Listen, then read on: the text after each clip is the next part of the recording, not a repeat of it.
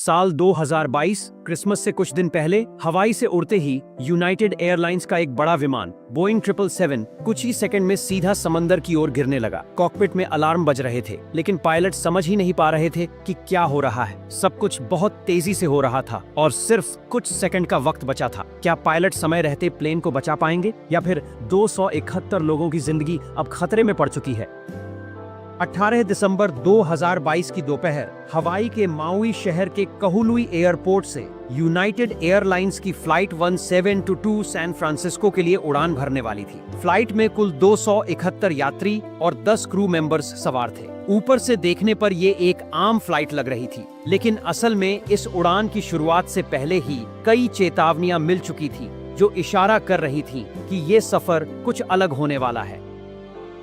उड़ान से ठीक पहले कैप्टन को यूनाइटेड एयरलाइंस के डिस्पैचर की ओर से मौसम को लेकर सख्त चेतावनी मिली थी, क्योंकि उस दिन हवाई में भयानक तूफानी मौसम था जिसमें तेज हवाएं, बिजली और मूसलाधार बारिश हो रही थी। इसी बीच जब फर्स्ट ऑफिसर बाहर खड़े होकर विमान का निरीक्षण कर रहे थे, तभी उन्हें अपने एक दोस्त का मैसेज मिला जिसमें बताया गया कि उसी सुबह हवाईयन एयरलाइंस फ्लाइट 35 को खतरनाक टर्बुलेंस का सामना करना पड़ा था। जब वह फ्लाइट लैंड हुई तो उसमें 20 लोग घायल हो चुके थे और 11 को गंभीर हालत में अस्पताल ले जाना पड़ा। इन सब घटनाओं से ये साफ हो गया था कि यूनाइटेड फ्लाइट 1722 के पायलट्स को पहले से अंदाजा था कि आज की उड़ान बिल्कुल भी आसान नहीं होने वाली। जैसे ही कैप्टन और फर्स्ट ऑफिसर विमान में पहुंचे, उन्होंने तुरंत फ्लाइट अटेंडेंट्स को साफ निर्देश दिए कि टेक ऑफ के दौरान कोई भी यात्री अपनी सीट से न उठे। ये निर्देश सुरक्षा के लिहाज से बेहद जरूरी था, क्योंकि जिस तरह का मौसम था उसमें जरा सी भी लापरवाही बड़ी मुसीबत बन सकती थी। और यही वजह थी कि फ्लाइट को ऐसे कैप्टन के हाथों सौंपा गया था जो बेहद अनुभवी माने जाते थे। 55 साल की उम्र में उनके पास 20,000 घंटे से ज्यादा का उड़ान अनुभव था। इससे पहले वे एयरबस एयरक्राफ्ट उड़ाया करते थे, यानी उन्होंने कुछ समय पहले ही एयरबस से बोइंग में शिफ्ट किया था। और यही बात आगे चलकर एक बड़ा कारण बनने वाली थी।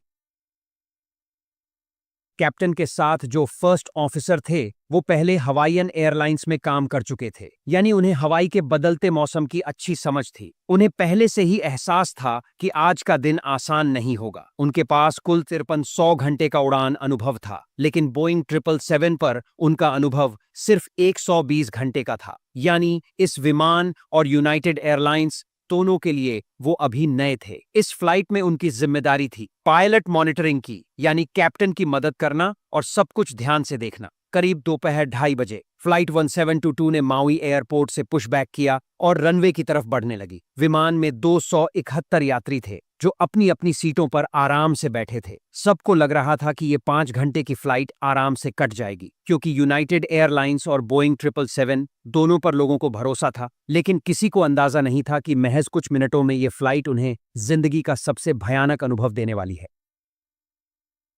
बाहर बारिश तेज हो चुकी थी, लेकिन पायलट्स को असली चिंता बारिश की नहीं थी। चिंता थी विंड शीयर की, यानी हवा की दिशा और स्पीड का अचानक बदलना। दुनिया भर में कई हादसे इसी वजह से हो चुके हैं। उन्हें डर था कि जैसे ही प्लेन हवा में उठेगा, शायद उन्हें विंड शीयर एस्केप मैन्यूवर का इस्तेमाल करना पड़े, यानी वो तरीका जिससे प्लेन को अचानक बदलते मौसम और तेज झटकों से बचाया जाता है। टेक ऑफ से ठीक पहले उन्होंने एक अहम फैसला लिया। उन्होंने प्लेन के फ्लैप्स को 15 डिग्री की बजाय 20 डिग्री पर सेट कर दिया। इसका मतलब ये था कि अब प्लेन कम स्पीड पर भी ज्यादा स्थिर रहेगा, जो कि तूफानी मौसम में बहुत जरूरी था। इतना ही नहीं, कैप्टन ने इंजन को भी फुल पावर पर सेट कर दिया। आमतौर पर टेक ऑफ में पावर थोड़ा कम रखा जाता है ताकि इंजन पर ज्यादा दबाव न पड़े, लेकिन आज हालात अलग थे और हर 1% ताकत मायने रखती थी। यही दो फैसले, फ्लैप्स को बढ़ाना और इंजन को पूरी ताकत पर चलाना, आगे चलकर इस कहानी में सबसे अहम साबित होने वाले थे। जैसे ही एटीसी से टेक ऑफ की इजाजत मिली, कैप्टन ने इंजन को फुल थ्रस्ट पर डाल दिया, यानी पूरी ताकत झोंक दी। प्लेन रनवे पर तेजी से भागा और कुछ ही सेकंड में करीब 260 किलोमीटर प्रति घंटा की स्पीड पकड़ ली। फिर एक झटके में प्लेन आसमान की ओर ऊपर उठ गया। इंजन हर सेकंड 7 टन हवा अंदर खींच रहे थे और प्लेन घने काले बादलों को चीरता हुआ ऊंचाई की ओर बढ़ रहा था। शुरुआत के कुछ सेकंड्स ठीक थे, लेकिन तभी पहला खतरा सामने आया। प्लेन की एयर स्पीड ऊपर नीचे हो रही थी, यानी हवा में बहुत तेज गड़बड़ी थी। अगर जरा भी देर होती तो प्लेन असंतुलित हो सकता था, लेकिन कैप्टन पहले से तैयार थे। जरूरत पड़ती तो वो तुरंत विंड शीयर मैन्यूवर एक्टिव कर देते। इस दौरान फर्स्ट ऑफिसर भी पूरी तरह सतर्क थे। वो भले ही प्लेन नहीं उड़ा रहे थे, लेकिन टेक ऑफ के बाद हर सिस्टम, इंस्ट्रूमेंट और रेडियो पर नजर रखना उतना ही जरूरी होता है, और वो अपनी जिम्मेदारी बखूबी निभा रहे थे। प्लेन अब हवा में था, यानी उड़ान शुरू हो चुकी थी, लेकिन यहाँ से असली जिम्मेदारी शुरू हुई फर्स्ट ऑफिसर की। कैप्टन प्लेन उड़ा रहे थे और फर्स्ट ऑफिसर को ध्यान रखना था दो चीजों का: एयर ट्रैफिक कंट्रोल से बात करना और प्लेन को टेक ऑफ मोड से निकालकर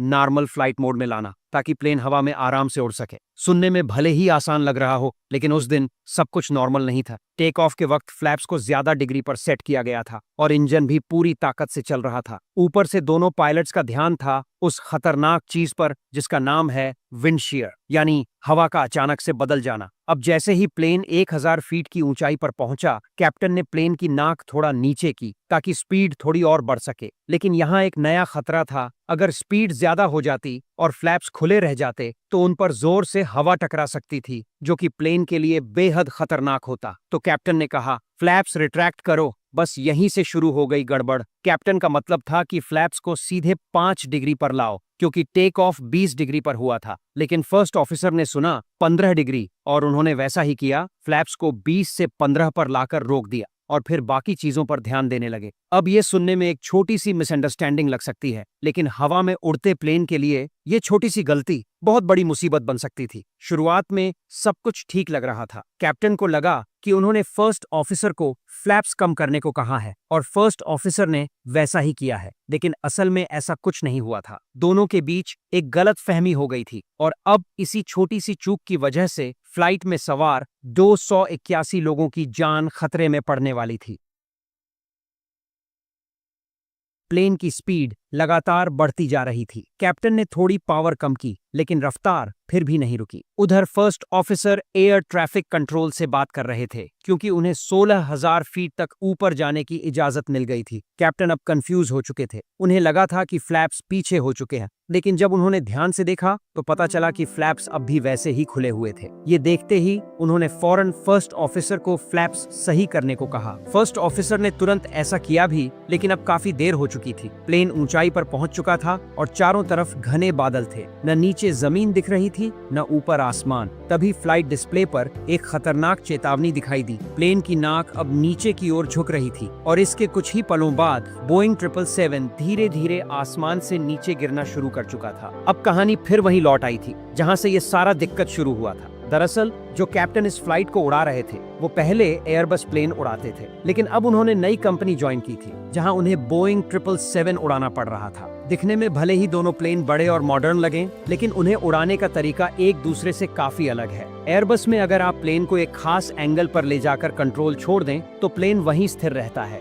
जैसे किसी गाड़ी का स्टीयरिंग वहीं लॉक हो गया हो। लेकिन बोइंग में ऐसा नहीं होता। वहाँ कंट्रोल छोड़ते ही प्लेन धीरे धीरे ऊपर या नीचे झुकने लगता है। शायद इसी पुराने अनुभव के चलते कैप्टन ने अनजाने में थोड़ा कंट्रोल ढीला छोड़ दिया। उनका पूरा ध्यान फ्लैप्स और बढ़ती हुई स्पीड पर था, और दिमाग में अब भी एयरबस की आदतें थी। उन्हें लगा कि प्लेन खुद ब खुद संभल जाएगा, लेकिन ऐसा नहीं हुआ। धीरे धीरे प्लेन की नाक नीचे की ओर झुकने लगी, और पायलट्स को इसका पता तक नहीं चला। फर्स्ट ऑफिसर को कुछ गड़बड़ महसूस हुई। उन्होंने देखा कि प्लेन नीचे जा रहा है, लेकिन वो खुद भी कंफ्यूज थे। उन्हें समझ नहीं आ रहा था कि कैप्टन ऐसा क्यों कर रहे हैं। एक पल को उन्हें लगा कि शायद उनके इंस्ट्रूमेंट ही गलत रीडिंग दिखा रहे हैं। वहीं कैप्टन पूरी तरह फ्लैप्स और स्पीड वार्निंग में उलझे हुए थे, और इसी बीच विमान बादलों के अंदर और भी नीचे जाता चला गया। किसी को अंदाजा भी नहीं था कि वे अब कितनी बड़ी मुसीबत में फंस चुके हैं।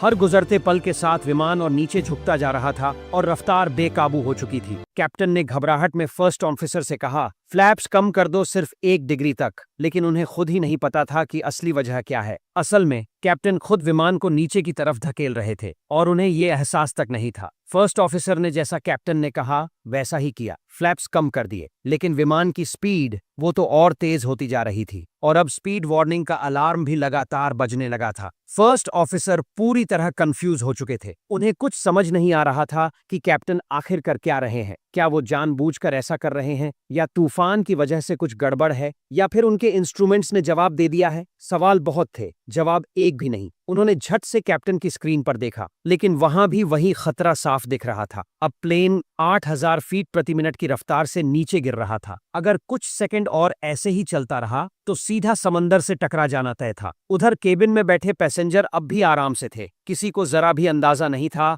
कि उनकी जिंदगी अब कुछ ही सेकंड की मेहमान है, और अब शक की कोई गुंजाइश नहीं बची थी। प्लेन सीधा समंदर की ओर गिर रहा था। रफ्तार थी करीब 550 किलोमीटर प्रति घंटा। फिर अचानक फर्स्ट ऑफिसर की आंखें डर से फैल गईं। उन्होंने जोर से चिल्लाया, खींचो, ऊपर ले जाओ विमान को। कैप्टन के पास अब एक पल भी सोचने का टाइम नहीं था। उन्होंने झट से कंट्रोल पूरी ताकत से पीछे खींचा और इंजन की ताकत भी घटा दी। शायद ये आखिरी कोशिश उन्हें बचा ले। और तभी प्लेन ने एक झटके में अपनी दिशा बदली, नीचे से ऊपर की तरफ। पूरी फ्लाइट जोर से हिली। केबिन में बैठे पैसेंजर्स अपनी सीटों से चिपक गए, जैसे किसी झूले को उल्टा मोड़ दिया गया हो। झटका इतना जबरदस्त था कि किसी के शरीर को हिलने तक का मौका नहीं मिला। विमान अब समंदर से सिर्फ 750 फीट ऊपर था। इतने में प्लेन के सिस्टम ने एक तेज अलार्म बजाना शुरू कर दिया। टेरेन वार्निंग, मतलब ये कि प्लेन अब भी समंदर से टकरा सकता है। दोनों पायलट चुप थे, सांस थमी हुई, आंखें स्क्रीन पर टिकी थीं। और फिर प्लेन नीचे गिरने के बजाय ऊपर उठने लगा। फ्लाइट 1722, जो कुछ पल पहले समंदर में समा सकता था, अब एक चमत्कारिक तरीके से बच गया।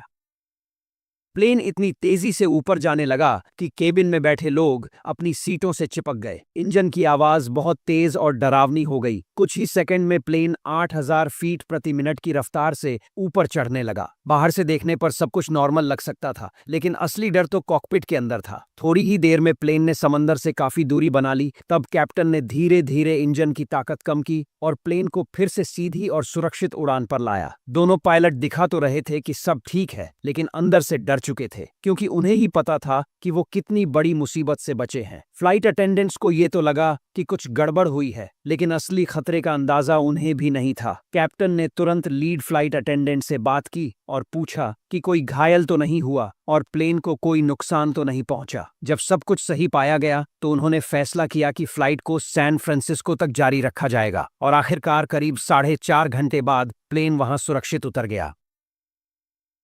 यूनाइटेड एयरलाइंस को इस घटना की जानकारी तो दी गई, लेकिन उन्होंने अमेरिका की सुरक्षा एजेंसी NTSB को रिपोर्ट नहीं किया, क्योंकि उनके नियमों के हिसाब से रिपोर्टिंग तभी जरूरी होती है जब किसी को चोट लगे या प्लेन को नुकसान हो, और ऐसा कुछ नहीं हुआ था। ये बात तब सामने आई जब करीब 2 महीने बाद किसी ने फ्लाइट रडार 24 वेबसाइट पर इस फ्लाइट का डेटा देखा। उसे कुछ गड़बड़ लगी और फिर द एयर करंट नाम की वेबसाइट ने इस पर रिपोर्ट छाप दी। अगर ऐसा नहीं होता तो शायद हमें कभी पता ही नहीं चलता कि उस दिन प्लेन के साथ कितना बड़ा हादसा होते होते बचा था। बाद में दोनों पायलट्स को फिर से ट्रेनिंग दी गई ताकि भविष्य में इस तरह की कोई गलती न हो। ये पूरी घटना हमें सिखाती है कि कैसे छोटी सी गलती, थोड़ी सी लापरवाही और मौसम की मुश्किलें मिलकर एक बड़े खतरे को जन्म दे सकती हैं।